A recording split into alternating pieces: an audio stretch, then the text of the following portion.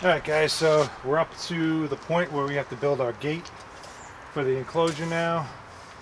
And I'm measuring a hair under 42 inches. It's 41 and 15/16 if you want to get technical, okay? Now, the general rule of thumb when you're building a gate is you build it 1 inch smaller than your opening. So 41 and 15/16, we're going to make the gate 40 and 15/16. And that'll give us a ½ inch on either side for the gate to move, for the latch to work, room for the hinges and whatnot. Gate sags a little bit over time, you don't have to worry about it binding on the posts. Gate is going to be hinged from this side, so we're going to have our latch over here. The way I'm going to build the gate frame is I'm going to build a square. We're going to do half laps on all the corners, and we'll put a diagonal brace in. Now, this is going to be our hinge side, so when you do a diagonal brace, it goes from the upper part of your latch side down to the hinge side. And the idea with that is if the gate wants to sag, the weight of the gate will be transferred to the diagonal brace and down to the lower hinge here to resist it from sagging down. Alright, so I got all my pieces cut the size for the gate frame. What I'm going to do now is measure the ends of these for some half laps. So I got a scrap piece of cedar 2x4 here that is the same exact dimensions as the piece we're going to be working with. It's going to hold the edges together, make a mark, and we'll cut away half that material to achieve something like that. I have my miter saw set up to stop halfway down through this board so we can hog this all out. And I put a sacrificial piece against the fence here. That way we don't have to flip this piece over and cut both sides individually. We could just come out here, we can hog everything out, and we'll get full blade depth to get rid of all of our material.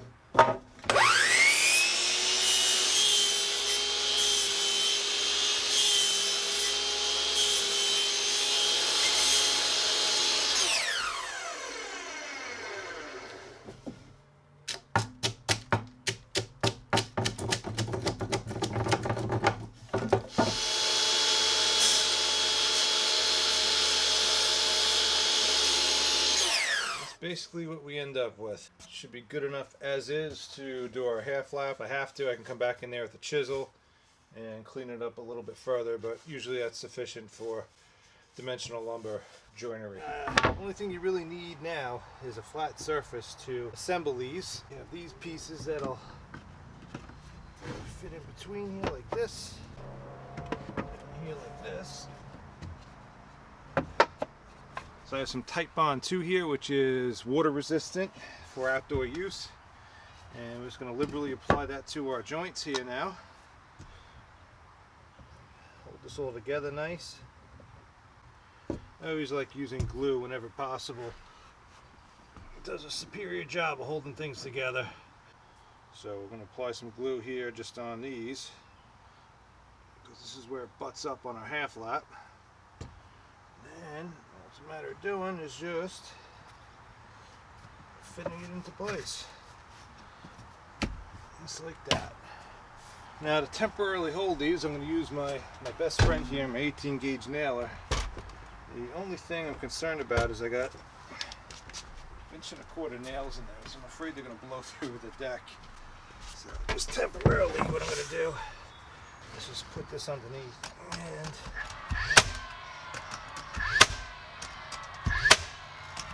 alright guys, here's a look at this thing all assembled. So the nice thing about doing half laps is as long as you do all your cuts square, which they should be if you're using a miter saw or even a table saw with a sled, is that the thing will square itself out. So you take a measurement from that corner up to that corner, and then a measurement from that corner down to that corner, and they should be equal.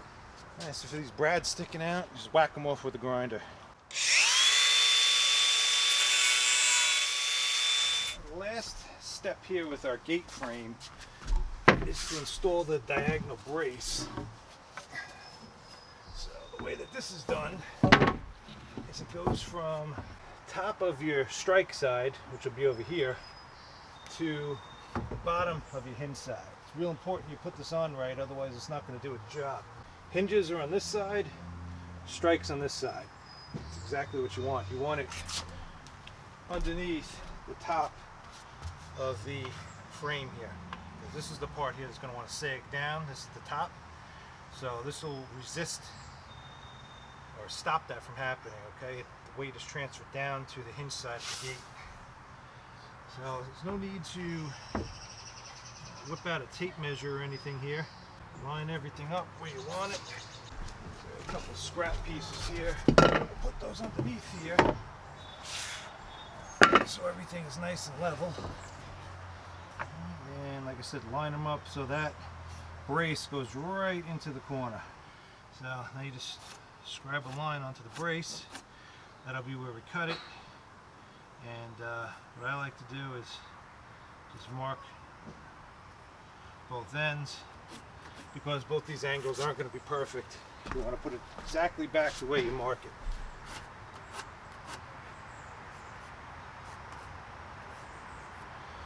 Just a couple marks like that.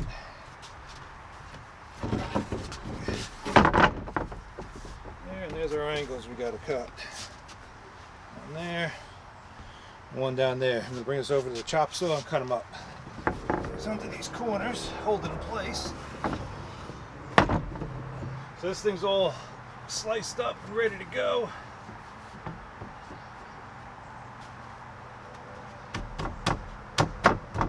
Fit in there right like that, nice and tight. So I'm going to put glue on both these and screw it in.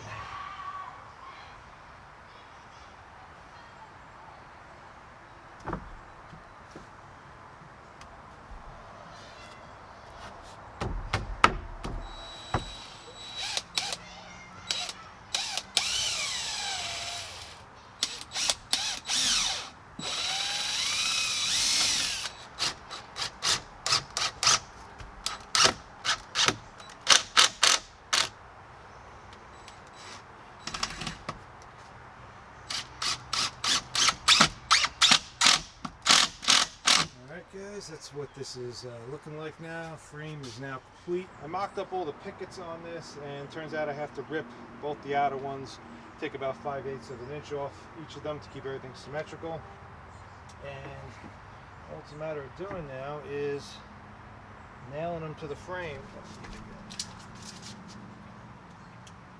All we got to do is set the first one right. Come this far, we might as well try to make it perfect, right? Right there.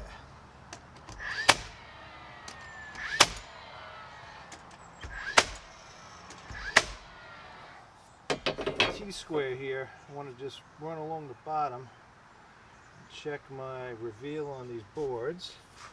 And just scribe a light line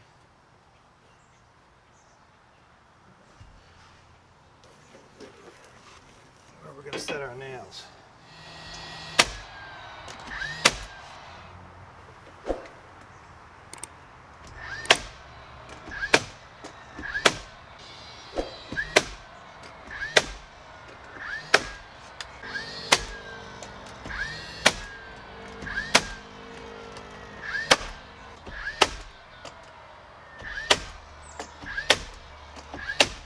Up to our last board, I am going to go in afterwards and scribe a line across on the brace so we can put nails in that too. This piece here,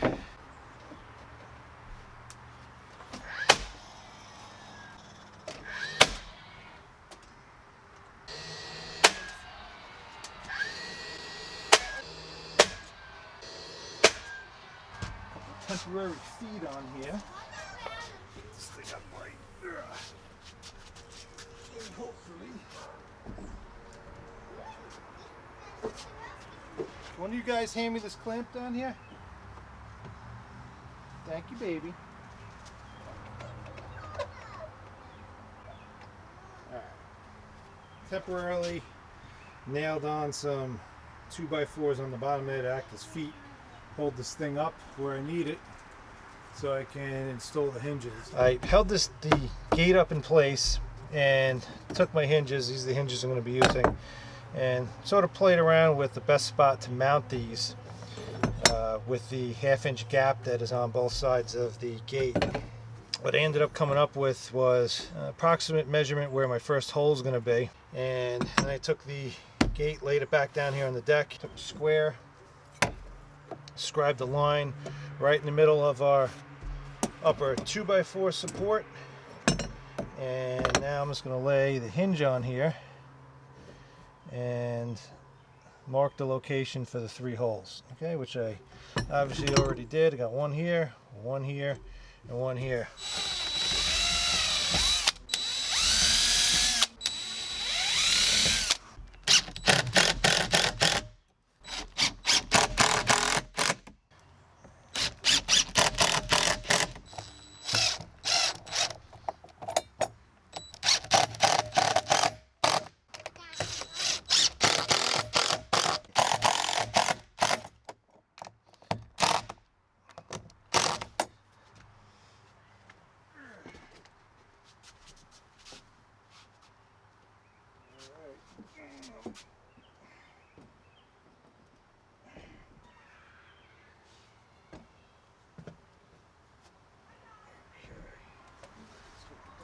Just a hair.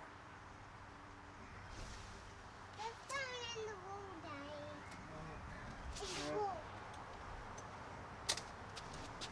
That is absolutely perfect right there. I'm gonna mark my post here, the holes.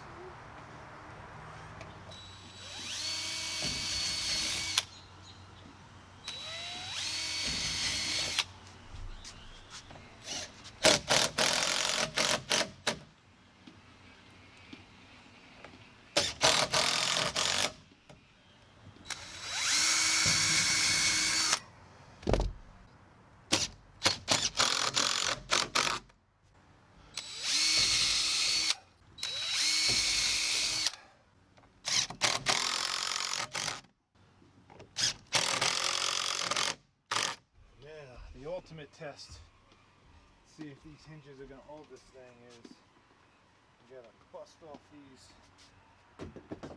brackets now, supports we put on. See what happens.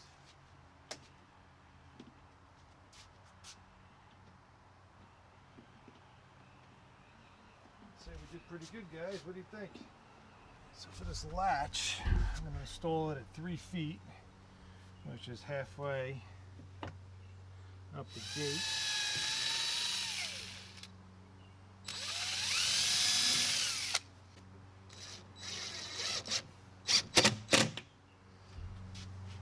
Now, take this guy and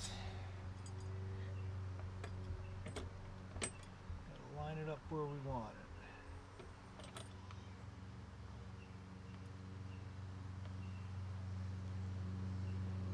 One screw in first and then we can square it up.